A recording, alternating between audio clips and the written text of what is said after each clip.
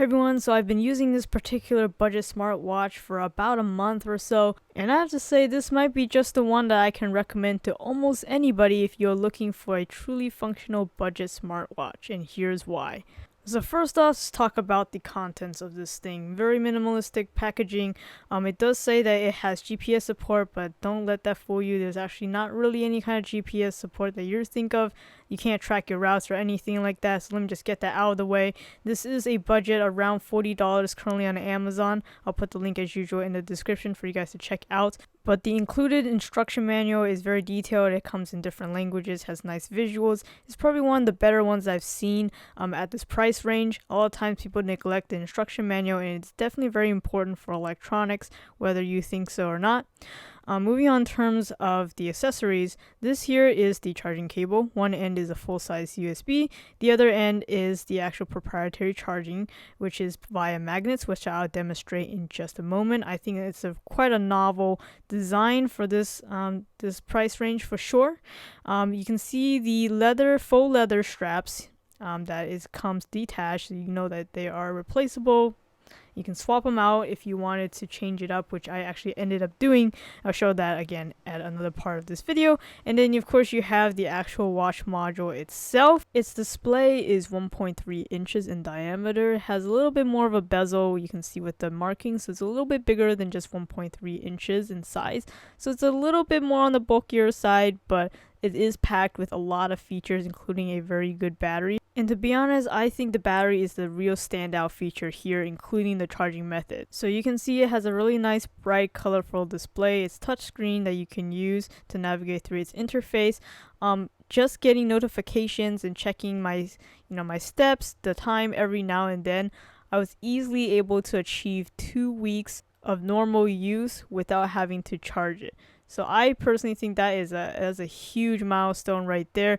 Apple Watch, I know, doesn't do that. Any other kind of smartwatch or even fitness tracker, I don't think can really achieve this level of battery. So that's really nice to see. Additionally, the charging method is one of the best that I've seen in this budget price, and that is it is able to align itself with magnets.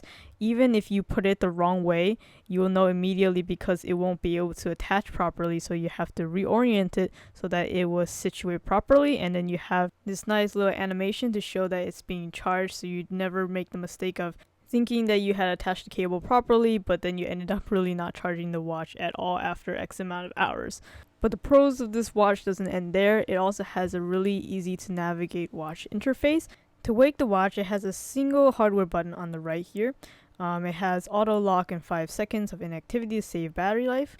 So swiping up and down will allow you to change between the design of the watch face. I personally just like the digital one because it provides me with the most information at a glance. But if you are into analog, they do have quite a few other styles here. Would have liked to see more digital styles as well, but it's not too bad.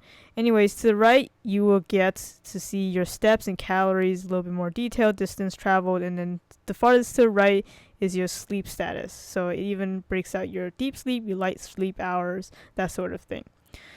The left pages, if you go from the main screen, will give you all the other widgets or apps that you can use on the watch face. The first one is exercise. It basically just tracks certain types of exercises for a certain amount of time, so you can see your heart rate, distance, or whatever in that particular exercise, and then you will translate that information over to the app when you syncs. It's nothing too crazy. It mainly, again, just tracks time, calories, heart rate, that kind of thing. The next feature is Find Phone, and this is kind of the most gimmicky one or useless feature in my opinion, because unless you have the companion app open or at least in the background on your phone, it's not going to work. But if you do have the app open or at least in the background and it's within Bluetooth range of the watch and you can actually hear it, this is what you would hear.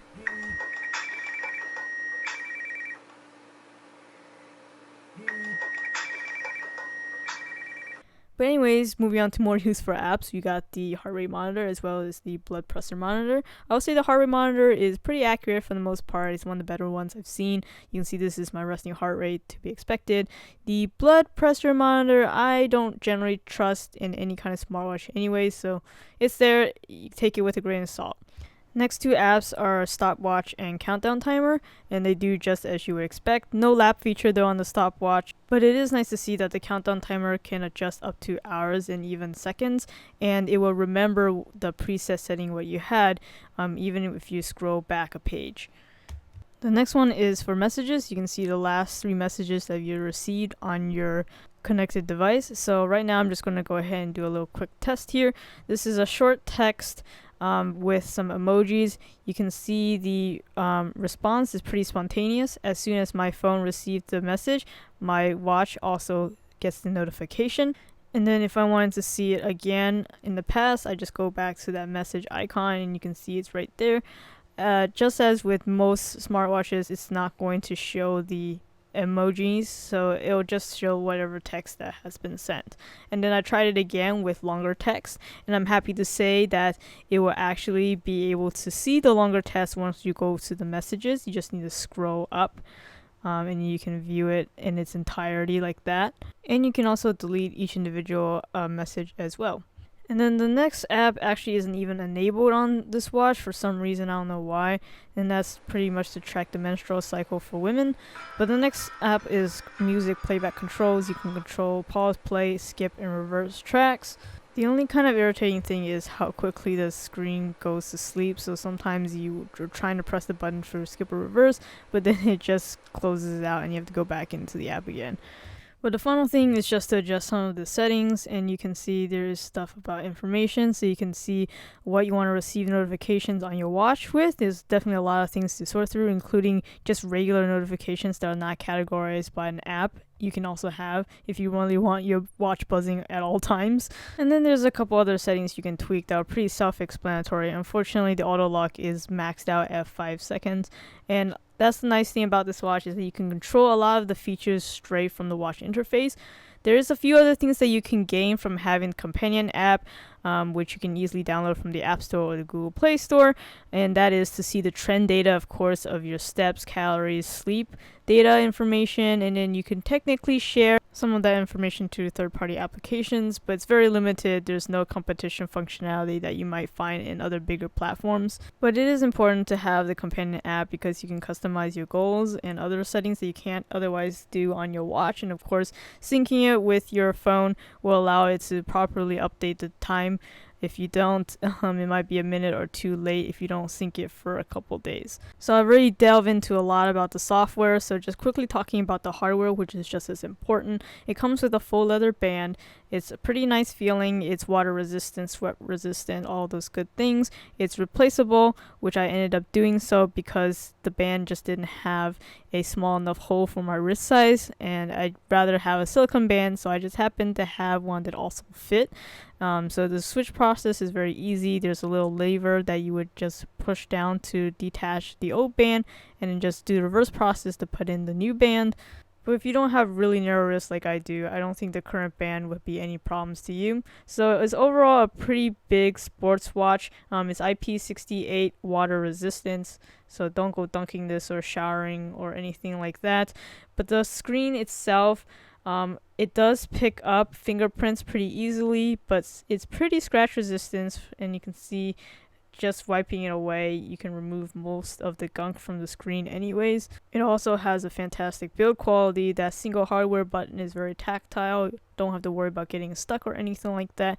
So anyways, to summarize everything that I've said and maybe some things I didn't have time to speak of, on the screen are the pros and cons of this smartwatch. If you're like me, you're not willing to shell out upwards of $100 just to track your steps, calories, sleep, heart rate, messages from your phone, then I think this is a really great option, especially at this price. Plus with that up to 2-week battery life, which kills any competition at this price range, this is a no-brainer. Again, the product link is in the description if you guys are interested.